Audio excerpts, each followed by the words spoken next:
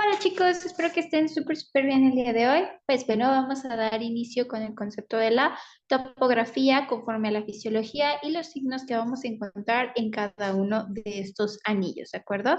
Recordemos que las áreas que vamos a describir, por ejemplo, la porción uno es del estómago, la 2 de los intestinos, 3 abarca el área de glándulas, porción suprarrenal, epífisis, páncreas, área cardíaca y plexo solar. En este caso, el cuarto de conductos bronquiales, pulmonares, riñones y vasos, 5 cerebro y órganos reproductores, la hipófisis, la tiroides, el hígado. El 6 es de sistema circulatorio, sanguíneo y linfático, así como el séptimo de piel, glándulas sudoríparas, los nervios tanto en la porción motora como a nivel sensitivo. Entonces, vamos a hablar primero de la primera porción, que es el sistema neurovegetativo, ¿ok? Aquí, por ejemplo, vamos a estudiar la actividad parasimpática mediante la observación del anillo, ¿de acuerdo? Recordemos que tiene correlación con la porción del borde pupilar. Aquí, el músculo que interfiere para la capacidad, en este caso, de, por ejemplo, la apertura o la dilatación de justamente la pupila, va a ser para la dilatación un efecto simpático y para, en este caso, pues agudizar el sentido o en este caso generar una pupila más pequeña, va a ser la porción parasimpática. Aquí también ya en porción hacia lo distal o hacia la periferia, ya no solo en relación hacia el borde pupilar, vamos a tener la actividad simpática, el desequilibrio en este caso que puede llegar a ver sobre esta región, ¿de acuerdo? Ahora, a nivel de sistema nervioso, lo que estaríamos observando o evaluando o considerando pueden ser alteraciones de la médula espinal, del encéfalo o de los pares craneales. Aquí recordemos que, por ejemplo, toda la porción del encéfalo vamos a tener diferentes subdivisiones. Tenemos la subdivisión del lóbulo frontal, el parietal, el temporal y el occipital, siendo en este caso de la porción de la cabeza, en la región de la frente, hasta la porción posterior, que es hacia la nuca, en relación hacia donde conectamos con la médula espinal. Aquí nada más como un pequeño recordatorio que el hemisferio izquierdo es el que se le considera la porción lógica, analítica y objetiva, siendo el hemisferio derecho el lado más intuitivo, creativo, subjetivo, y a nivel de la corteza es en donde vamos a observar los 5 sentidos. Después, en este caso, vamos a ver cómo el cerebro lo procesa, la información que está adquiriendo desde el exterior para su interpretación y tener una reacción correspondiente que nos asegure, en este caso, conservar la vida, ¿ok? ¿Por qué es importante mencionar esto? Recordemos que acabamos de mencionar que el borde pupilar y su capacidad de dilatación o en este caso de concentración va a depender de la parte simpática y parasimpática. Esto en este caso va a estar influenciado por estas porciones de manera significativa. Ahora, ¿qué es lo que yo voy a observar en un estado normal? Cuando el anillo es débil o parcialmente visible. Débil no quiere decir que en este caso, por ejemplo, tenga una patología, sino es aquel borde que es difuso, que está, por ejemplo, difuminado, quiere decir que no es un borde que se vea tosco o abrupto o que se vea de una porción demasiado gruesa, con una textura patológica, ¿ok? Aquí, cuando hay una hipofunción, hablando de hipo, quiere decir que hay una disminución de su capacidad de reactividad. En este caso, el anillo puede estar completamente ausente. Es decir, el borde pupilar no tiene un término o un culmino y pareciese que abarca o aborda la porción del iris, ¿de acuerdo? Ahora, una hiperfunción, que es un exceso de ejecución, es cuando este anillo va a estar sumamente visible, que es aquí cuando justo estoy mencionando que puede ser de un grosor significativo o de una textura anómala o incluso que puede parecer que no está sobre el nivel que debería de estar. ¿Qué quiere decir? Puede ser que pareciese que la pupila está demasiado hundida o demasiado expuesta.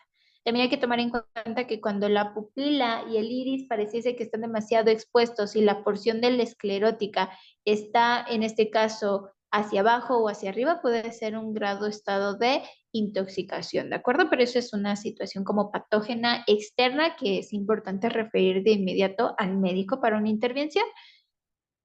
Aquí también, por ejemplo, podemos tener la presencia de un anillo de un subtono rojizo hacia lo cobrizo, ¿de acuerdo? Aquí me estaría indicando una tendencia a la neuroastenia y o a la de porción depresiva. Ahora, de la porción gástrica, ¿de acuerdo? Dijimos que la primera zona es en relación a la pupila.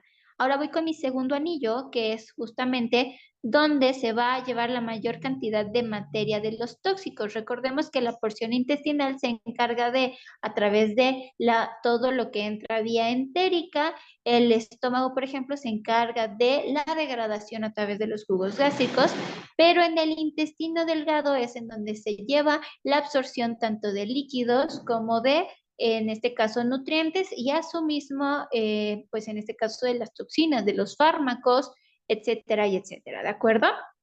Ahora, esta tiende a estar sumamente oscura o pigmentada, aún más allá de la relación de la pigmentación regular del iris, ¿ok?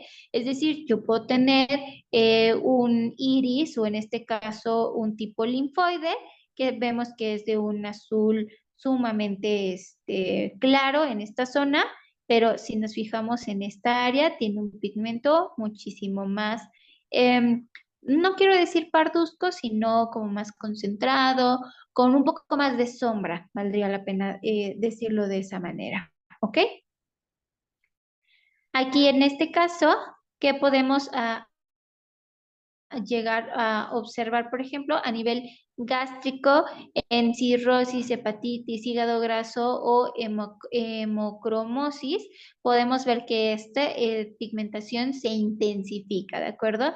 Recordemos que la cirrosis puede ser tanto dependencia prolongada a los fármacos o en este caso un mal seguimiento farmacológico, puede ser también por la administración prolongada y en volúmenes considerados de bebidas, por ejemplo, alcohólicas, etcétera, etcétera. También puede haber un factor bacteriano o en este caso infeccioso. La hepatitis, recordemos que tenemos diferentes clasificaciones de la hepatitis, siendo incluso la de grado pediátrico o la tipo C, en donde tenemos diferentes vías de contagio, contaminación, que puede ser, por ejemplo, por compartir baños contaminados o en este caso por objetos punzocortantes de grado quirúrgico clínico o en este caso también algunas personas que tienen dependencia a algunas sustancias. El hígado graso también puede ser por farmacodependencia o en este caso por una alimentación que es sumamente descuidada, irregular o que en este caso su calidad no es la óptima y una hemocromatosis, estamos hablando de un exceso, ¿de acuerdo?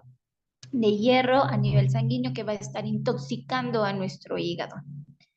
Entonces, hablando de sistema digestivo, aquí tenemos un pequeño recorrido súper resumido, que era lo que les decía de la vía entérica. Iniciamos este trayecto a nivel de la boca, en donde nos vamos a encargar del proceso de cortado, desgarro y trituración de los alimentos o lo que vayamos a introducir a nuestro sistema en combinación con la saliva que presenta diferentes tipos de enzimas para iniciar el proceso de la degradación. El esófago está recubierto con una porción también de músculo liso, en donde desde aquí, en esta porción, vamos a tener movimientos peristálticos para favorecer el transporte de estos alimentos. Este tubo nos va a estar conectando con la porción del estómago, que es un saco en forma de J con diferentes porciones o capas musculares que también tiene un revestimiento basal o interno con mucosa que ha sido resistente por mucho tiempo a la presencia del ácido clorhídrico, ¿de acuerdo? Esto es para que todo este bolo alimenticio, que es como una pequeña papilla, se convierta en quimo, que hagan de cuenta es un Gerber, ¿de acuerdo? Después de esto vamos a pasar a la porción del intestino delgado. En la interacción del intestino delgado, que era lo que les mencionaba, que vamos a tener mayor expresión de toxinas. ¿Por qué? Aquí van a llegar diferentes sustancias de los jugos gástricos. En este caso, todo lo que es producido por el hígado, las sales biliares, la bilis, que ha sido almacenada por la vesícula biliar, va a ser desembocado en el intestino delgado y también aquellas enzimas y hormonas presentes del páncreas, entre ellas la insulina. Pero si yo tengo mi hígado sumamente intoxicado por farmacodependencia, o muchas cosas, porque recordemos que el hígado hace más de 500 funciones fisiológicas sumamente vitales por nosotros, ¿de acuerdo? Van a terminar en el intestino delgado, en donde voy a tener el quimo, los residuos del ácido clorhídrico, la presencia de las enzimas, tanto del hígado o de la vesícula biliar, junto con las del páncreas, más aunado a lo que les decía, los alimentos del fármaco Chanajuan y Perengada, y el intestino delgado empieza a absorber la porción líquida para conformar el plasma, y la porción de los nutrientes o todas estas porciones de macromoléculas y micromoléculas que van a pasar al torrente sanguíneo. Es por eso que esta parte habla de intoxicación. Todo aquello que avanza por el intestino delgado, que son más de 6 metros, en este caso es como el largo del cuello de una jirafa, por ejemplo, el cuello nada más, perdón, de lo alto de una jirafa, disculpen, todo aquello que no fue absorbido en esta región va a pasar al intestino grueso.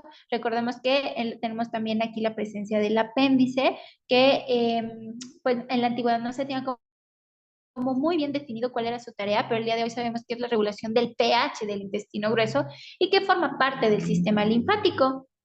En este caso, el intestino grueso también se encarga de la absorción tanto de la porción líquida como de otros macro y micronutrientes o macro y micromoléculas para posteriormente ser almacenadas las heces fecales a nivel rectal para pasar a la porción del esfínter que es el ano para su posterior desecho, ¿de acuerdo? Entonces ese es nuestro gran y bello viaje por el sistema digestivo, pero es más que nada la explicación del por qué. En el segundo anillo vamos a ver la mayor presencia de toxinas, ¿de acuerdo? Ahora, hablando de zona digestiva, la zona en correlación tanto el anillo 1 como el anillo 2, porque recordemos que abarcamos tanto estómago como en este caso zona intestinal. Cuando hablamos de un color más oscuro en esta región, ya dijimos que indicará toxemia, ¿de acuerdo? Presencia de toxinas. Un color más claro, que puede ser en este caso un signo inflamatorio o la presencia de líneas blancas.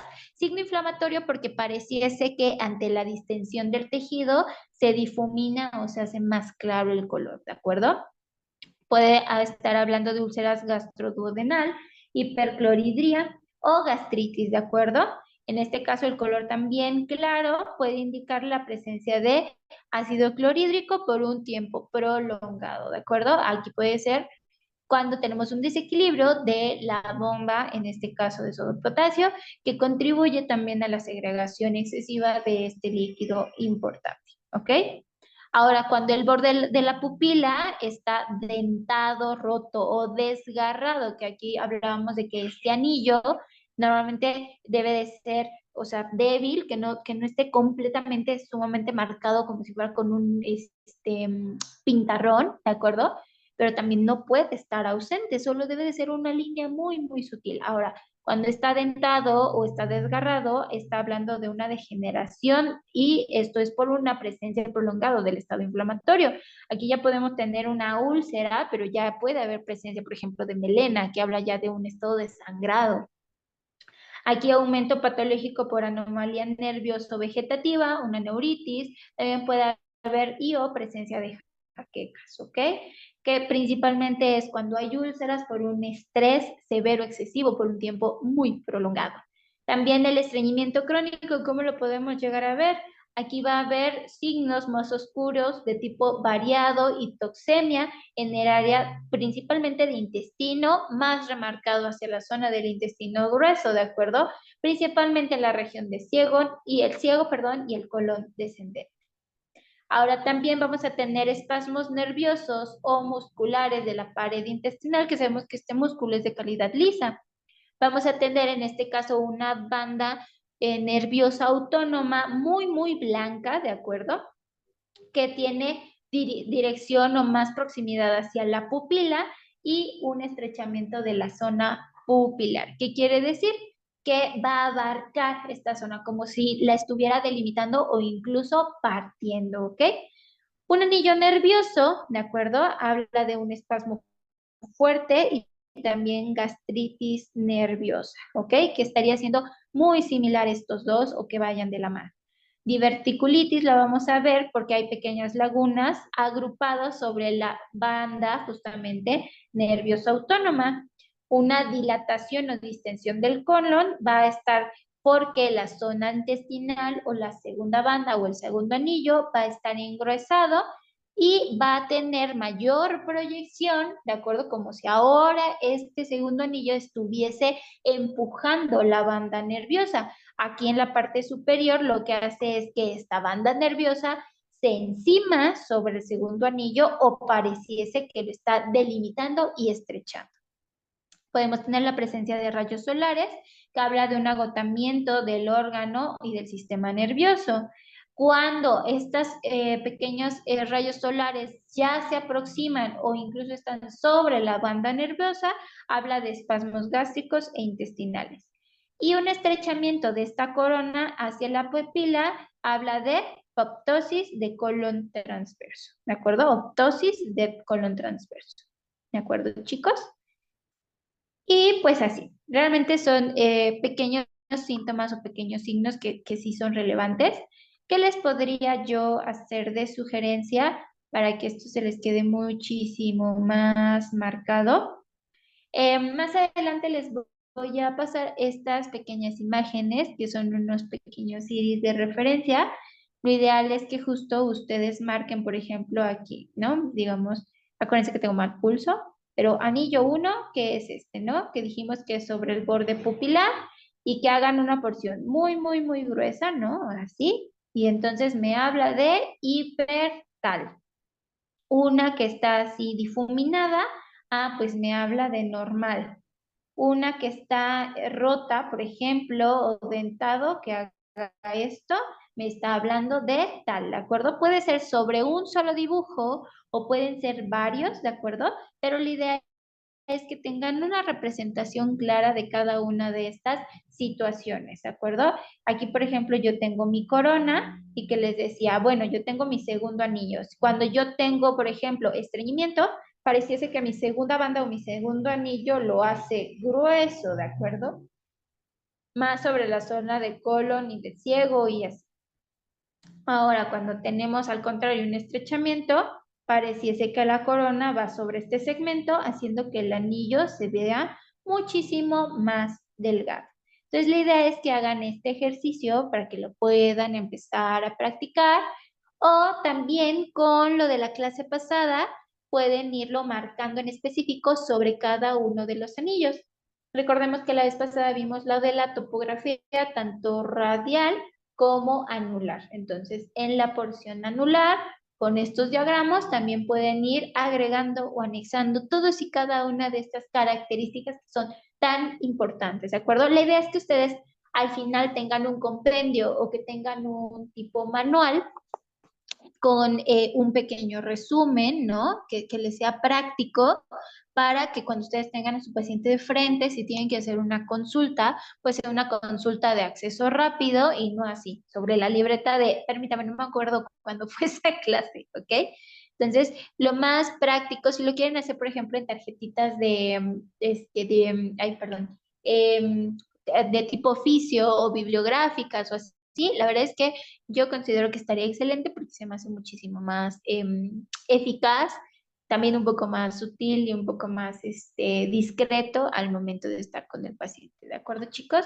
Entonces, bueno, esa sería su tarea para el día de hoy. Espero que estén súper, súper bien, chicos. Y pues bueno, nos vemos en la siguiente clase para ver las siguientes zonas.